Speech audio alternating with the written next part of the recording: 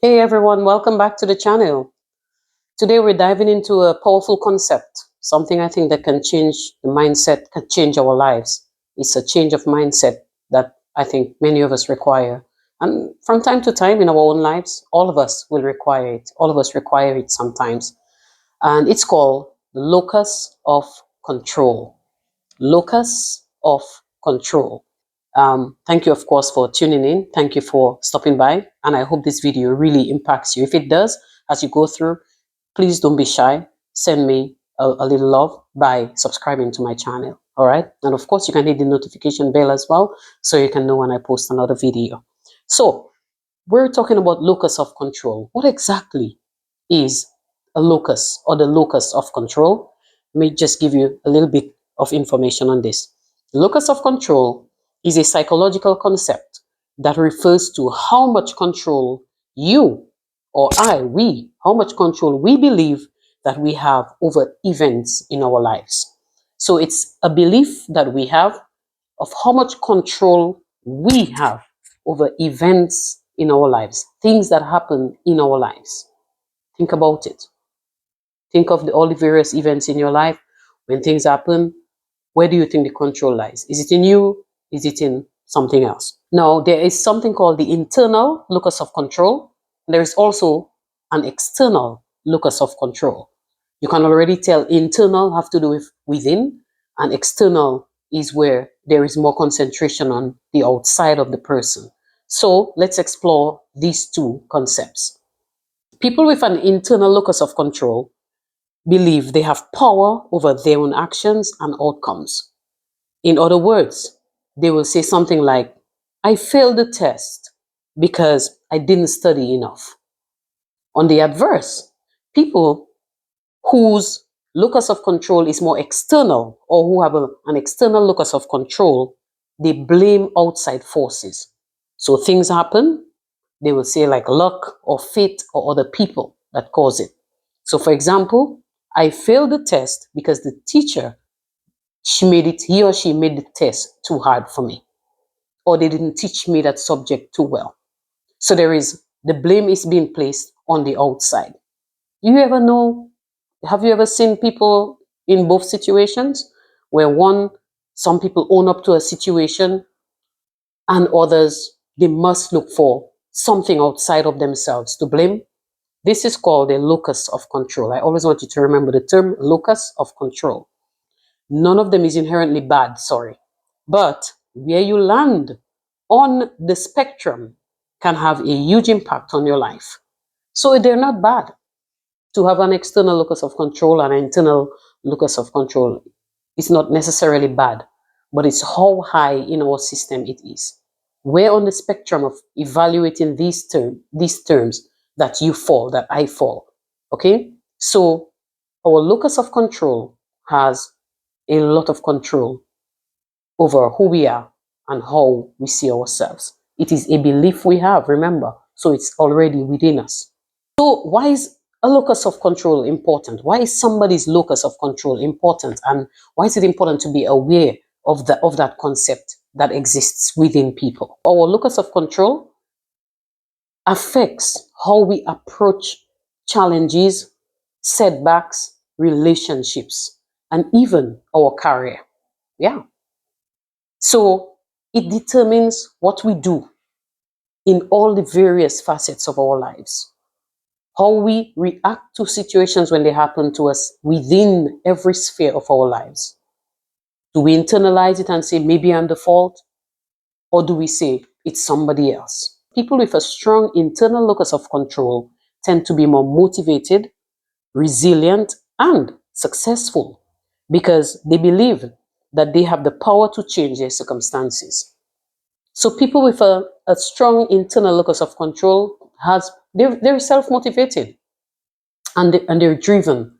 And so they push because they believe that they are responsible for the outcomes of their lives. And so you will see them trying out new things to see how it would work and just being able to take risks sometimes to better their situations because they take responsibility to a large extent for where they are at that point in their lives. They're more likely to set goals, take action, and persevere. On the other hand, People with a very external or weak locus of control often feel helpless, stuck, or say things like life is just not working for them. It's not happening for them. Instead, it's happening for other people. All right? So they tend to be really self-deprecating, if you ask me. People with an external, locus of control or a weak locus of control tend to not be as focused and motivated as people with a high internal locus of control. There are consequences, obviously. When someone has a low or unhealthy locus of control, especially one that leans too far into the external side, it can lead to one chronic stress and anxiety. Because they constantly just not being able to process things as they need to in order to probably take more responsibility, and then which will push them to take better actions and make better decisions. So they tend to get chronic stress and anxiety. They become and they feel like a victim. So they have that victim mindset. It's always me, the world against me. It's always me not succeeding because the world is constantly against me. Rather than, nah, it's maybe something I'm not doing right and I need to fix it. They have low motivation, as we said earlier, very low motivation. They make poor decisions, as I said. And of course, very sometimes they are depressed. They are often very, very depressed and have a hard time bouncing back, into being better. So this is very serious. And depression, as we know, can manifest itself in different ways. Okay, it's not always when somebody is just down and sleeping. And yes, these are signs, but there are other ways that people can be upbeat and very, very aggressive. And sometimes it's just because of also their depression. So a high external locus of control can be very, very deadly if we don't, take time to explore who we are, what we believe about ourselves, what we believe about the circumstances in our lives, and then probably look at how we can fix them for our betterment. Because because a lot of people don't believe that their action matter, and when they don't think that their efforts count, they say, why bother try? Why bother try? If it doesn't matter, why should I try? Even if I try, it's not going to work. Or I've been doing this, and it's still not working. Maybe the person needs to do something different that might actually stick, that might actually work. Okay? But having said these things, and I hope that you're taking time like me to introspect and ask yourself, where am I on this spectrum? Where am I? Am I having a high internal locus of control, or am I having a high external locus of control?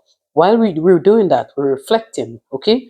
And so I want to say that there is good news, definitely, because people can shift their locus of control. Our locus of control can shift from negative into positive, can shift from being so external to more internal. And the more internal it is the better for us, because we will begin to make the strides that we need to make. So here are a few ways that we can start to work on our locus of control and make it more internal and more positive. One, we can reflect on our thoughts. Ask ourselves, do I often blame others or external events when things go wrong with me? Do I often blame others when things go wrong with me? That's one question we can ask ourselves. Two, take responsibility. Even if something isn't your fault, how you respond is within your own control. So things happen to us, and sometimes it's not our fault. How we choose to respond is always within our control. Remember, we are the ones who control our responses. People can tell you the worst of things, and you can stay as calm as possible. People can tell you the worst of things, and you can become like them and tell them the worst of things and have a back and forth. How much control you exercise will determine how much power you give to the situation or the person. And so reflecting is important, and determining, how you're going to deal with it by taking responsibility for your actions, for our actions. Okay? Set small, achievable goals. Yes, that thing is troubling me. How am I going to deal with it? Set a plan. Start small. Nothing impossible that is going to be too hard for you to achieve. But more, okay, I recognize this is an issue in my life. I want to fix it. Maybe I will just start journaling. Maybe just start writing something every day. Maybe I feel so down and like the world is against me. Maybe I'll start a journal of gratitude every day when I come from work. One thing that I was thankful for today. So you see, you set smart goals, as people say. It must be specific. It must be measurable. You can say, okay, in the next 2 weeks, in the next 2 months, I want to be able to do this. So that's measurable. You can start saying, okay, in the first week, I will do that. And so you can measure, have I done it, etc. And then, of course, it must be achievable, not something over your head, not something too big that you cannot even handle, you cannot deal with. It must be realistic, Bonti. Yes, realistic. Not you don't have plenty money in the bank. Don't go and tell yourself, I want to be able to build a house in the next 2 months or 3 months. Obviously, that's probably not going to be possible unless you have a good person to give you a big money, or you probably are able to get a loan in quick time and do it in 2 months, which is very, very rare. Okay, especially within our own space and economy. And of course, it must be time bound, as we said. So yes, I did say like within 2 months, but measurable, that you can track your progress, and time bound, meaning within a specific time. So one of the things that we can do is to set small goals and to work towards achieving them in a good and smart way. Success, you see, the thing about success is that it builds our confidence as individuals. So you start you set one small goal, and it builds your confidence because you would have achieved it. So you say, what if I could do that? I can do that, man. I can. And so you set maybe a goal a little higher, but you continue to work towards achieving as much as you can. The more wins you collect in life, is the more control you will feel. The more in control you will feel of your life. So the more you win, is the more you say, yes, I feel good. I know I can do this. And so you feel more motivated again to try other things. I want to also say a fourth thing that we can undertake is to challenge limiting beliefs. Very, very often in life, we say, me, I'm just not good at all. I don't think I can do this at all. Me, I cannot do that. And we bring down ourselves. No, it's time to say, may not be perfect in doing this, but I can get better at it with constant effort and working towards that. So challenging those limiting beliefs that all of us have from time to time. Me, if I step out, I might fail. Okay, so what if you fail? Start over. Be prepared to start over. Be prepared to challenge the fact that, okay, that failure maybe happened for me to learn something. Now let me see how I can strategize, make my life better. So even your locus of our internal and our internal locus of control is very much dependent on how we change our beliefs. So challenging the negative beliefs and working towards more positive ones will definitely help us. Surround yourself with action-oriented people. Some people have no real drive, and they will not motivate you to take no big steps. They will tell you, no, I'm afraid that might not work. Girl, you sure? Yes. Sometimes you have to step out of the comfort zone and go into the battlefield in order for you to prove to yourself that, yes, I have what it takes to achieve. And usually in the battlefield, you will find other people in the battlefield too, who you can lean on, who you can look at and say, if this person is doing it, I can do it too. If this person is so great at doing what they're doing, I can do that too. That is something I think that we can all take along with us. Your environment matters. The environment where you are, it matters. The people you surround yourself with matters very much.